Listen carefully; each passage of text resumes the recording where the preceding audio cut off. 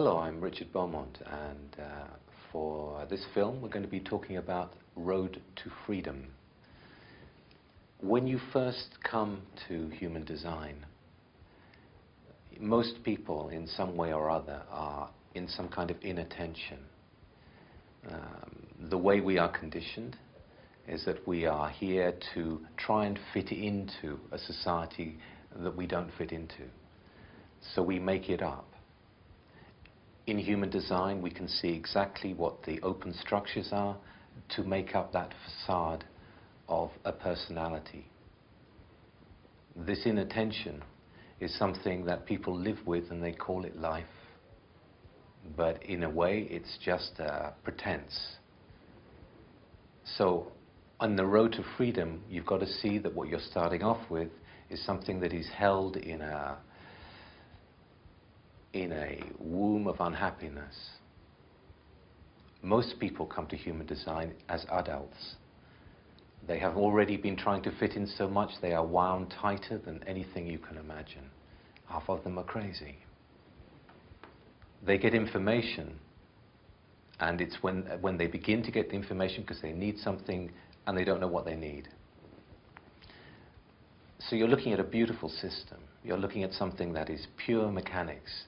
You're looking at something that can show you so many things, but you're coming to it with an inner sadness that you don't know what to do with. So you're going to interpret it in terms of hope. You're going to interpret it in terms of last chance, and you're going to interpret it in terms of instantaneous help. Well, it isn't. You know, when you get into human design, the first thing is you just begin to read it. You begin to understand some of it, but only at a certain level. It's at intellectual level. It's the same kind of way you will take in knowledge your whole life. You try to understand it mentally from the mental realm, and it's useless to you. And this will just be another thing to begin with. Human design takes time. We take time to be able to understand what we are and how we operate in the world. This is an experiential path.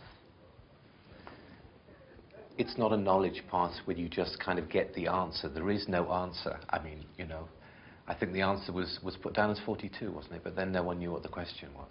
There isn't an answer that will solve your life. You have to live it, but you have to first of all let go of what you're holding in tension. You can know that it's tension because you'll be touchy and sensitive around those issues. You will hold them because they're not you. You will hold them and protect them because they're not actually who you are. It's why people get into stupid arguments. So we can name that touchiness. We can give it a name. We can show you what it is that you're holding on to. And when people hear this, the first thing is they breathe out. They go, because they've come to something that someone has recognized actually what's going on in them. Because it's a secret. In the not-self world, things are kept secret and everybody pretends it's okay. It's why you can sit in front of a television, have endless adverts and think it's okay. I mean, what's going on there? So it's a certain amount of putting up with a state of inattention. That's where it begins. Our road to freedom first begins by unwrapping that and melting that. And that's what we're going to move on to. How do you do it and what the process is? It's done through a framework. People want, they will believe in things, they will follow things, but what they want is a framework they can rely on, a framework that they can keep comparing to what's going on in their life. Human design is something that it goes on 24/7. Once you get the information, it just feeds you. Anything that's really juicy is like held tightly and it releases on a slow basis. That's what you'll be watching. But it's a framework you can trust. So we begin from inattention and we move into interpretation. That's next time.